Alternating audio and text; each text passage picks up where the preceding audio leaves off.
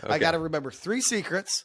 You've got 3 secrets. These are what we are calling tricks of the trade. And what we're going to do today is we're each going to share with each other 3 things that we think we do a little bit differently. Welcome to Bullhorns and Bullseyes, the podcast where precision meets promotion. I'm Tom Nixon. And I'm Curtis Hayes. We're thrilled to have you join us as we discuss the ever-evolving world of sales and marketing. Every week, Curtis and I bring our own specific experiences and expertise, along with a special guest who has stories to tell and lessons learned to share. We're here to help you with strategies that hit the mark and amplify the marketing. Before we kick off today's episode, make sure to hit that subscribe button to stay in the loop. And if you find our discussions on target, leave us a review. Your feedback means a lot to us. Now get ready for insights, tips, and conversations that will up your marketing game. It's Bullhorns and Bullseyes with Curtis Hayes and Tom Nixon. Let's ride. Welcome to another exciting episode of Bullhorns and Bullseyes. I'll tell you why I'm excited, Curtis. Yeah, tell me why you're excited. I'm excited for today too, but tell me why you're excited. Well, we're keeping secrets from each other because we don't know what the other one's got planned for today. And we're going to share some secrets with our listening and viewing audience. This is true. I do have a few secrets. I hope you're not planning to quiz me, though, at the end. No quizzes. I just hope I remember what my secrets are. If I get through this, Okay. I got to remember 3 secrets. You've got 3 secrets. These are what we are calling tricks of the trade. And what we're going to do today is we're each going to share with each other 3 things that we think we do a little bit differently that might be of use for our listeners, and they can apply them to their own marketing strategies as appropriate and wanted. Yeah, I have 3 ready to go. I would say my 3, they're not unique just to me. I would say that there's maybe, let's just say 10% of agencies or consultants like us that might be doing the types of things that we're doing. So they're not totally unique, but I think people find a lot of value in them because I would say the majority are not doing the things that I'm going to talk about today. Yeah, same here. So these aren't really secrets because if you follow me on LinkedIn, I talk about the same 3 or 4 things over and over again because I still see companies making the similar mistakes. So if I can help in any way, that's what I'm here to do. So I don't know exactly when your birthday is, but we're going to say whoever was born earlier in the year gets to go first. So my birthday is September 1st. What's your birthday? Oh, that's funny. I didn't know this. Yeah. So I'm October 1st. Oh, wow. Okay. I guess that means I get to go first. Yep. You get to go first. All right. I've, true to my own fashion and ways, I have actually branded each of my secrets. The first one is called Pick a Person. Pick a Person is a writing technique that I have adopted from others who kind of introduced me to this concept. Originally, I've seen it intended for people who are suffering from either not writer's block, but idea block. Like, I don't know what to write about.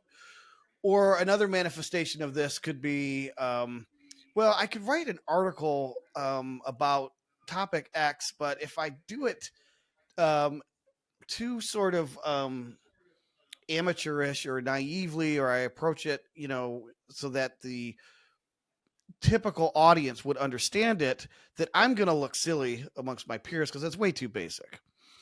So the pick a person strategy is to literally pick a very specific person and write an article to that one person. So in my own life, I've heard people espouse and talk about the benefits of journaling as a stress reducer, anxiety reducer. And I've always resisted it.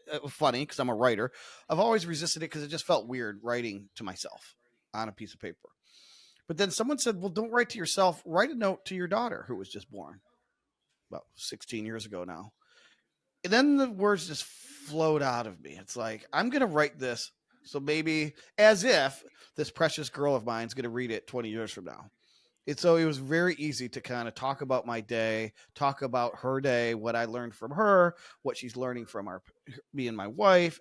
it just became super easy.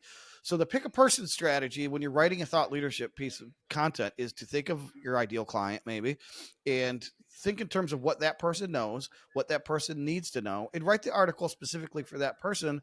And then what you're ultimately doing is you're writing a piece of content that will appeal to more of your ideal client. You're not trying to impress your peers. This isn't a peer-reviewed paper usually. This is something that's going on LinkedIn or your website. And if you write for that one person, you're going to find it easier, and I think it's going to hit the mark with your intended audience better. That's number one. I feel like that it's going to end up being more personal too, and just the way that your mindset is, which is going to make likely a reader connect with it. That's true. That's another more one of the, so, right? Yep, that's one of the Yeah, other and they're going to outcomes. want to engage with that content. Absolutely. Sorry, go ahead. No, I was going to say that's another one of the outcomes that I failed to mention. So that's a great point. All right, so that's my number one. What is your number one? So my number one is stop tracking website conversions and start measuring offline conversions. Interesting. Yep. So I would say you still want to track everything. And it's not that we don't. But the key with this, and the key word there is measuring, is the measurement part. So there's the tracking, which is the collecting piece of the data, which you want to take a look at. But as you know, we work with a lot of clients that are in the B2B space, or even professional services that could be B2C. And they're doing lead gen, and the sale happens offline. And if you're just tracking website conversions, you have a high likelihood of getting something wrong. And what you're doing is, if you're measuring those conversions, you're likely informing the ad platforms of those actions. And when you're doing that, if they are not the audiences who you are targeting that are actually leading to a sale, then those algorithms within those platforms are going to go and potentially find more of the wrong audience, more of the wrong type of people, right? So, let's say you've got you got 3 campaigns, you get 100 conversions from one campaign. That's website conversion. So that'd be a form fill or a phone call. 10 of those are qualified, 4 become clients. You have another campaign, it's only 50 conversions. So it looks like it's not doing as good, but you get 15 qualified and then 3 clients. 25 conversions in the next campaign, 8 qualified, 5 clients. Which one performed the best? Right. Now, you might say, I'll stop you, just hold on, Tom. You might say it's the one that got the most clients, but the wrench in the whole thing, and the 2 pieces that most agencies or companies aren't measuring. Do you want to take a guess on the 2 numbers?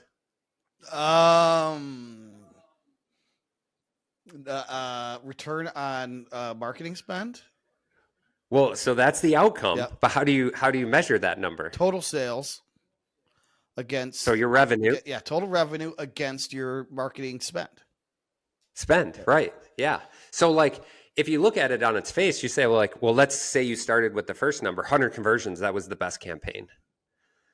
But in the end, that could not be true. That it's possible that's not actually true. Again, because you have these other metrics. How many were qualified? And then another metric, how many did actually become converted? But in, say, the 50 conversions, 15 qualified, but 3 clients, maybe you had a client in there that was 3 times the revenue of any other client for whatever reason. Now, that could potentially have been the best performing campaign because it brought in the most revenue. And then depending on how much it costs you within that campaign is then really going to tell you either that ROI, and then all of them combined is your marketing efficiency ratio. So that's really when you get into measurement and performance-based marketing, that like I would challenge most companies, if you're currently working with an agency or you're doing advertising, you can't be basing performance, the effectiveness of performance based solely off of conversions. Sure, you want to look at conversion rates and those types of things for other potential metrics, but yeah, whether or not they're effective or not, as soon as you dive into what happens offline and you connect sales and ROI and MERs, the whole world opens up to you and the game changes. Yeah. So Yeah. and we started this about 2 years ago, and I just the transformation that's happened with so many clients, it's just been incredible.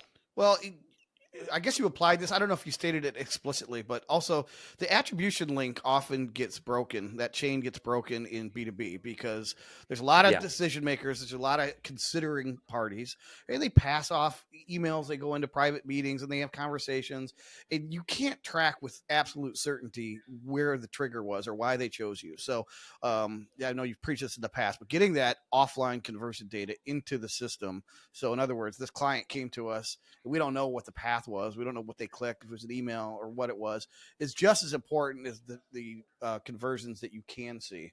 So, all right, good stuff. All right. My number 2 is also branded, and I'm going to call it Go Ask It on the Mountain. That might sound familiar, right? Go tell it on the mountain. It's a country tune, isn't it? Like an old folk song. I don't know. Well, Go Tell It on the Mountain is. But this is okay. So what was this now? Go Ask It on the Mountain. Go Ask It on the Mountain. Okay. What I mean by this is a common mistake. So now I'm talking about writing marketing copy. This could be website copy, advertising copy, brochure copy, just brand messaging in general. Is that a common practice is for a consultant or an agency or a person internal to the firm to go, assemble a team of leadership, get them in a room, and then let's have this conversation about why we're different, why we're so great, and why companies or people should hire us. And that's as far as they go. So then what results from that is something that ultimately the C-suite puts its stamp of approval on. Everyone fluffs each other up. This is great. This sure sounds like us. But they leave one important piece of the equation out of it. I'll ask you, since you made me guess, what is that missing ingredient when they do it that way? I'm glad you got stumped. They haven't asked. So it sounds like they're asking stakeholders within the organization, but they haven't asked their target audience. Exactly. So it's who else? I'm learning something from you, Tom. All this time I'm spending with you, I'm learning something. Right. So this is like something I always insist on. As you know, when I'm doing this kind of work, I need to talk to the person or persons who you are trying to influence, whether it's you're trying to get them to become customers, you're trying to get them to refer clients to you, whatever it is. If we don't hear from them in their own words, without the leadership in the room, what makes them consider a product? What motivates them to buy a product? What are the motivators and demotivators for preference? Why did you choose this company, even if it wasn't ours? Against that company. So, in the olden days, they used to call this focus groups. They still do focus groups. I represent a market research firm, and they are still doing old-fashioned focus groups. You can do surveys. Now you have access to so much data out there in terms of third-party reviews, online, public reviews, Google reviews, Yelp, all of this stuff, just forums. You can get the data. My recommendation and my preference is to actually talk to real people and have them express it in their own words, hopefully in person or at least on video like this, so you can see nuance like body language and facial expressions, and you can really get into the emotions and beyond the data, beyond what the clicks are telling you. And then again, don't just ask stakeholders. That's a starting point, but it should not be the end point, because if you do, you're going to be this preacher preaching on the mountain to nobody, and nobody's going to come hear the sermon. What you want to do is go ask the congregation, what would you like to hear? And then you formulate your copy all around them, and you understand their why, and you communicate the why back to them, right? Well, you always talk about why, how, right. What. The why isn't why you exist. The why is what is the ultimate person who you're asking on the mountain, what is their why? And then you can shape the copy around that and lead with that. And it's authentic, and you're not going to have to guess if it's right. It will be right. And even if, again, that C-suite doesn't feel like it's right, it's data informed and it should be right. And you should have the courage to say, that's not what I thought our message should be, but it sure sounds like it is based on who we're trying to reach. Mm-hmm. I was really confused by this in my early career. I brought up Simon Sinek before, and it was, that was all the craze 10, 12 years ago. and trying to take that why, which is your own brand's purpose for existing, and put that out in your marketing, and it falls Yep. flat. Well, Yeah, in a lot of cases, especially in the type of work that we do, professional services, like they don't care. Like those, that your consumer, you're just not resonating with them. So yeah, in a perfect world, the company's purpose aligns at some point or intersects with the customer's purpose. right, And so right, that's the magic. You're trying to find that. You're not just saying, here's why we exist. So many companies, as you suggested, have mission statements on the homepage. Nobody cares about your right, mission statement. They really right.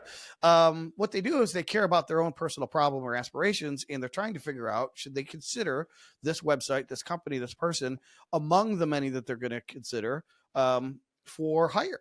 And I would submit to you, the company that expresses back to that person, this is what hurts you. I understand it. This is where your pain is, or this is what your lofty aspiration is. I understand it. I'm communicating it back to you. Those are the ones that are going to resonate. And those are the people among those considered, those are going to be the stickiest. So go ask it on the mountain, people. Curtis, you're number 2. Go ask it on the mountain. I like it. My number 2 is man, I wish I would have come up with fun names for mine like you did yours. But so in advertising, let's say you're doing LinkedIn, let's say you're on Meta, you're doing Facebook, we all lean towards wanting to set up what's called click campaigns to send that traffic to our website. Because our website is that, it's part of that funnel, right? It's like we just think like we built this great website, we're going to create landing pages, we're going to send this traffic there, and then that traffic is going to fill out a form and they're going to come into our CRM, and great. And you've really got to stop that in some cases. And so what we've been doing the last couple of years in LinkedIn, in Facebook, is utilizing lead gen forms. And so we never, I shouldn't say never, but it pretty much is almost never, when we're doing a campaign that is a lead gen campaign where we need to collect somebody's information and send that information to the CRM, we are making it as easy as possible for the user to get that information. And it is not easy for a user who's on their phone inside the LinkedIn app to click a link on an ad, an image ad, a carousel ad, whatever. Here's a download button. Here's a register for a webinar button. And they get sent to maybe out of the app or inside natively the app, and it loads the browser natively in the app, whether it's Facebook or LinkedIn. Here you potentially have a slow loading website. They've got 5 or 6 questions to fill out. And all that information, or the majority of it likely, is inside the app that they're signed into already. So just make it so much easier for them and utilize the lead gen form. So say I'm in LinkedIn and you've got a great webinar that you want people to sign up for, you've got a perfectly targeted audience. When they click that register button, you keep them inside of LinkedIn, their name, their title, the company they're with, it all auto-populates. And if you do have a custom question, you could still put that custom question there that they could type in really quick. Or maybe you have work email because you want their work email, but oftentimes in LinkedIn or Facebook, you're going to have their personal email. So you could get their work email, and that could be a custom question, and then have them submit. And you're going to see your conversion rates on form submissions skyrocket. Yeah. When we do LinkedIn, you can sometimes see 80 to 90% bounce rates of sending people to your website. But we could see 8 to 10% conversion rates inside the platform itself. So do that. It is just way more successful. That's a great one. Way easier on the user. Great one. I mean, as a user, I can verify that it's a clunky experience often, especially if the site's not optimized for mobile that well, right? And I hate typing on my phone. So it's like, all right, if you're asking for a bunch of open-endeds, I might just bounce out of that just because it's too cumbersome. Come back later, forget about it, whatever. So I love that. Right. Yeah, sometimes it's a justification for like, again, it's like we spend all this money on the website and we have a designer and we've got landing page templates. So why aren't we utilizing them? And you just have to get out of maybe an older mindset, right? That, yeah, there still is a purpose for landing pages. Mm-hmm. It's just maybe not so much in certain lead gen campaigns. And I would advocate for, you could still use landing pages, but make it later in the experience. Like trigger with your CRM an email that goes to somebody who signs up through your LinkedIn form, that then there's a link in their email that they could visit later, maybe from their desktop or something like that, that takes them to the landing page with more information. Yep. And maybe there's a second form they fill out to get even more information or to register for another thing. Yep. So there's always a place for them. I just think when you're advertising in these ad platforms that you consider lead gen forms. Yeah, I think whatever you can do to reduce or remove the friction between what you want the customer to do or the person, the prospect to do. I'm thinking of, I've rethought gated content as well. There is a place for that, but I think if you're trying to get your best ideas in front of a prospective audience, give it to them. Just give it to them.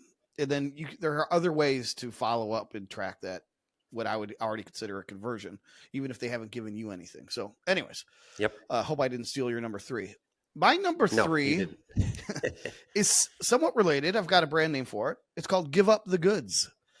So give up the goods. Now I'm talking again about thought leadership content writing, and I'll use my favorite example, my law firm and attorney clients, because they are habitual offenders because of the way their mind works, though, and because of what they do for a living. So you think of an attorney, if they are writing a legal abstract or they're making some argument in court, they're going to run through chapter and verse all of the reasons, right, that you should agree with me. And at the end, there's going to be this handy dandy like closing argument that says, this is it. And you want to leave the jury or the mediator or the judge or whoever with your best argument at the end. That's great for practicing law. It's really bad for writing thought leadership content these days because nobody reads that way anymore. Everyone right now, think about the last article you wrote and read, and remember how you read it. Did you read it word for word at the very beginning? And did you read every single of the 1,200 words until you got to the end and said, what a great article? Or did you look at the headline? Like, this is interesting. Did you read the first paragraph? Yep. Then did you scan all the way down and say, okay, how long is this article? Okay, let me go back up to the top. Let me skim. There's a header. What is the section about? What is the section about? Then if you're really into it, you're like, this is a really good article. I'm going to go back up to the top and start over, right? Or you've made the decision that, no, this wasn't a very good article, and you bounce. So when I say give up the goods, I think early and often you should give the value away and the takeaway away within the headline, the subhead, the opening, and before you even get to the second header. You need to tell the reader why you're reading this, what you're going to get out of it, and why it's important to continue reading. So starting at the beginning. So as you mentioned, you've got an audience member. They're very busy, right? Somebody who you want to read this article is either already working, they're getting email, they are on LinkedIn, they're on Facebook, they're killing some time. And at some point or another, this article is going to enter their awareness. And they're going to have a split decision to make. Delete the email or keep it for later or read it. Keep scrolling on LinkedIn or stop and say, what's this about, right? And that split decision is happening within 2 seconds, maybe. And you've got to make the case in 2 seconds. Whoa, this article is for you. Stop what you're doing. And this is why you want to read it. And by this, I mean the headline. Headline has to be super clear or super evocative, or hopefully both. Because the first thing to do is to do what I call the pattern interrupt. And you want to interrupt whatever they were doing. You got to get them to stop. So my own way is my headline is very short, very sweet, and very, I intend to be evocative. Like, oh, wait, what's this? I'll give you an example in a minute. The second thing they're going to read is either the subhead or the meta description that's showing up in their feed, right? So you've got Mm-hmm. like maybe 50 to 166 characters to say, this is who this article's for. I'd be very clear. This is what it's about, and this is why it's important and what you're going to get from it. That's a lot. All of that stuff has to sort of be baked into, I think, the subhead or the opening paragraph or the meta description that your web team is putting in, and that's going to be visible to viewers. Within the first 100 words, you have to have given up the goods already. You have had to say, this is the big takeaway. Not at the end, because people aren't going to get there unless they take all those other steps that I just mentioned, right? They got to stop, they got to click, they got to scan, and then they are going to scan first.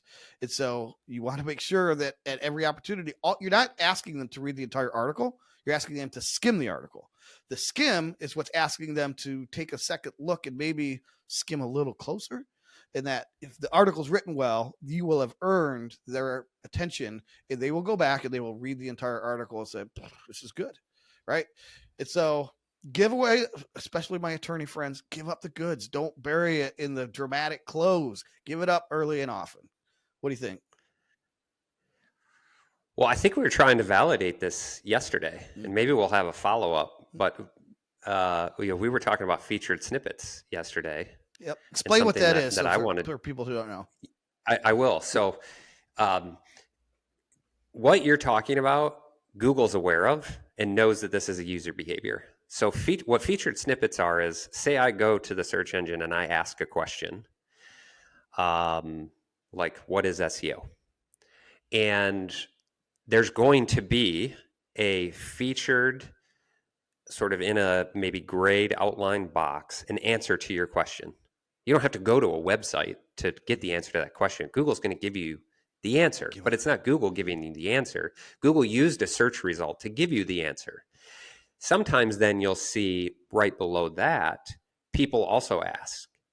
And then you'll get other similar or related questions that are underneath there that you used to be called like FAQ snippets, or we use schema markup to try to get Google to recognize this content on a page. But Google's gotten smart now and knew that, hey, there's really good content out there on websites, but they're not using technical markup. So I need to be smart enough to read that content, understand. And I mean, have you ever like done a search, clicked a result, gone to a website, and like your Chrome browser is actually highlighting the answer and took you to that place on the article? Like Google did that. It wasn't the website administrator set something up for that to happen. Google's doing it, taking you right to the answer, but it's buried halfway down the page. Right. So our theory here is in that it isn't even a theory. We're going to prove this to be the case, but in order to be that featured snippet, you do have to have at least a page one ranking. So you do have to be in the top 10 search results for the phrase. So you have to have a good article that covers the topic. To have that featured snippet, you have to have the best, clearest, concise, compelling, whatever answer to that query. And then Google could put you as the featured snippet. And so, we were taking a look at one of these for one of our clients and saying, hey, who is the featured snippet now? We currently have like a third or fourth ranking organically, but if we wrote a better answer to this question, we got it up on top of the page, could we now get the featured snippet, which would basically move us immediately into the number one position without paying and drive for more it? traffic? Yep. The other takeaway I have from you with this is I think that opportunity to blend the SEO part of it with the creative, sort of engaging piece for a user, right? So oftentimes in the SEO world, which is my background, you're trying to fit a keyword, you're trying to, put a statement or heading in a certain way to get it to rank. But does that really move the user, intrigue them to want to read more, right? So there is this blend to the sort of technical aspect as well as the creative writing aspect to it. And I think there's this opportunity for you and I to collaborate further on that, and the use of what is maybe a title or H1 heading, where you can have more of the technical aspects, and then the teaser, or sometimes we'll use what's called an eyebrow, which is a heading that's above the main heading in smaller text, or it's below, to again entice that user, Yep. right, to read further and get to that next paragraph. I don't know. What do you think about that? I love it. And we will have to collaborate on this some more. I promised an example, so I'll give you an example. Since Okay. you brought up SEO, here's the old way of doing it, right? 10 SEO best practices you should learn today. Okay. I don't do SEO, so I don't care, right? Let's say that's targeted is let's say that's my article and I want my clients to read it, right? Or people like my clients. Well, none of my clients are going to read that because my clients ask, what is SEO? Right. Right. What if the article was headlined instead, buyer beware, game over for SEO?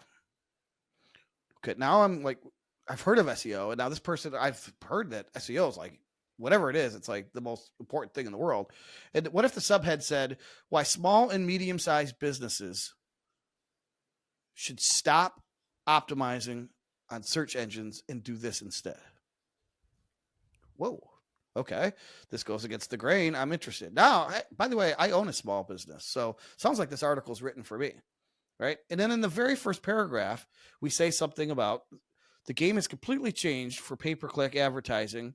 So small and mid-sized businesses that have historically tried to compete using search engine optimization, there is a better way now to compete for online traffic. If you've been doing it the old way, consider this the new way. Your next headline is preview, try to get the preview snippet or whatever it is, right? So, right. But nobody's going to, I don't think we've been BuzzFeeded to death with the 10 things, blah, blah, blah, blah, blah, right? Totally. These listicles. And I think people are just starting to ignore it, especially if they're too generic. And that's because the search query itself is SEO best practices. So we've just been writing for the query instead of writing for the user. Exactly. Because the user doesn't go and write the heading that you're suggesting, which is more of like, you're less likely to have a user that puts how to do SEO differently. Right. Yep. Or those types of things, right? Yeah. If they're in they're trying to educate themselves or say what are the trends in 2024, they're going to type, top 2024 trends in SEO. Right. And so that's been the struggle, I think, is just trying to get it to rank, not necessarily get a user to read. Yes. We're going to see this shift in Google interpreting search results and content and serving content to users that entices user to read versus what contains the right keywords. Yeah, exactly. Well, and I just wanted to... Yeah, I mean, and AI allows Google to do that and a number of other things. It's not just going to be a one-to-one keyword match. I just wanted, before I hand the baton back to you for your final one, wrap up my what I just shared in that example ties in all three of mine. So I keep hearing from clients, prospects, and friends, hey, Tom, we want to do SEO. Like, can we hire you to do SEO? And they're small business owners, right? So I'm hearing from, I didn't go ask them. I didn't go ask it on the mountain, but they're freely, offering that this is something that they want. And I can almost guarantee, so now let's go ask it on the mountain. The article that I just shared was giving up the goods early, right? And then I've already forgotten. What was my, pick a person. So the article I was writing is specifically designed for a very specific person. Her initials are DH, if she's listening. And she is always asking me, what can we do to improve our SEO? Or how do we get clients for SEO? And I can all but guarantee you that search engine optimization is not the path of least resistance for her to get more business. So I wrote it for her. Now, you would read my article as an SEO expert and you'd be like, oh my God, this is so basic. I'm not writing this for Curtis, right? In fact, and I have to have the courage so that the agency that I'm competing with, they all read this, and I have to have the courage to say, it's okay if it sounds too basic to them. It might even sound wrong to them. I don't care. Right. This is what I think based on who I know needs to read this article. So I wrote it specifically for that person. So there you go. All three in a nice tidy bow. And this is the art of, or I should say, this is the blend of the art and science of, us working together. Because I'm in this similar boat where I did SEO for a long time, and if a client today wants me to do SEO, I kind of say, like, well, you don't really need what I do. You need what Tom does. You need a writer, right? Like the types of things we used to do from an SEO perspective. Just like I said, you don't do the schema markup like you used to. It's just not as effective as it used to be. Where it was very technical things that you were doing to get ranked. It's like, no. You want to win today, you need a good writer. Yeah. You don't need a good technical person. A good writer. But that leads me into my third thing. Okay, you do need a good writer. What's that? I'm just pointing out that you do need a good writer. So yes. For those of you that are running to Chat GPT to say, here, write this for me, just so. And that could be a whole nother topic. So is there was everybody just else. an algorithm update that came out that attacked the Chat GPT content. Yep. So okay, put a pin in that. We'll come back. Well, yep, we can come back to that one. So, and for those listening, we are going to have an SEO expert on soon. So that I put out a survey on LinkedIn. SEO was the top asked for topic. Okay. It's coming. I told you. We've got a guest who's very knowledgeable and will be on. So stay tuned for that. Okay, my third one. So you really, in this world, you got to pay attention to your tech stack. And I think a lot of marketing agencies or people in marketing don't really understand what that means. But we have moved to not just a highly digital world, but a highly technical world of marketing. And there are lots of disciplines that are involved in that. And so what we've done as an agency, and this is really just happened naturally because of my IT background, is to make sure that we had a good, reliable tech stack that was repeatable across all of our clients. So, for example, we only design and develop with WordPress. Like I had to pick a platform and get really, really good at that, right? We only use Google Analytics for our analytics. There's Adobe Analytics, there's other analytics platforms out there. No, we had to get certified and get really, really good at that, one thing. Most of our clients use HubSpot and Salesforce. Well, this last year we got certified in HubSpot. I've had a background in Salesforce and HubSpot for over 12 years since pretty much those platforms have come out. So we stick, in those veins. And I think when first of all, if you're an agency, make decisions about what you're going to stick with and what your tech stack looks like your hosting provider. Make sure it's a good hosting, but don't try to support websites on 10 different hosts that have different control panels. Like, how are you going to train a new person that comes in on how to operate all these different control panels and how the backups work and how you install certificates and all these things? You got to pick a platform and stick with it. So, and then you document those processes. You can depend on those processes. It's all repeatable. You can roll it out. And if you're a company and you are selecting a vendor in these places, there are questions that you, I think, really need to ask to know whether or not, number one, are they a good fit? So do they have, experience and competencies with your tech stack? What CRM are you using? What's your website built in? What, additional platforms are you using? What future needs do you expect to have? And does that agency have those competencies that you're going to work with? So you can trust that they can deliver and meet the needs that you might have. And if you have gaps, that might be okay. You still might select that vendor, but maybe there's another vendor who you could bring in, to fill that gap. So I love it. I mean, just to summarize again, just if you're an agency, pick them. stick with them, figure out what you're good at, standardize, create processes, create documentation, train your people that way. If you're a business, ask for those things from your agency, and make sure you're in a good place. I've even got the branding for it. So this one is. Well, you should brand these 3. I don't know how much I'm going to have to pay you for that. Well, you'll just get the invoice. It'll be a surprise. So the third one is ask the techspert. Okay. Right. So if you're looking to hire, make sure you've got an expert. And if you're going to be the techspert, you be the techspert. Yeah. Okay? So that was free of charge. The other 2 are double though. What was your first one? The first one was on our tracking. So the conversion tracking, but don't track, measure.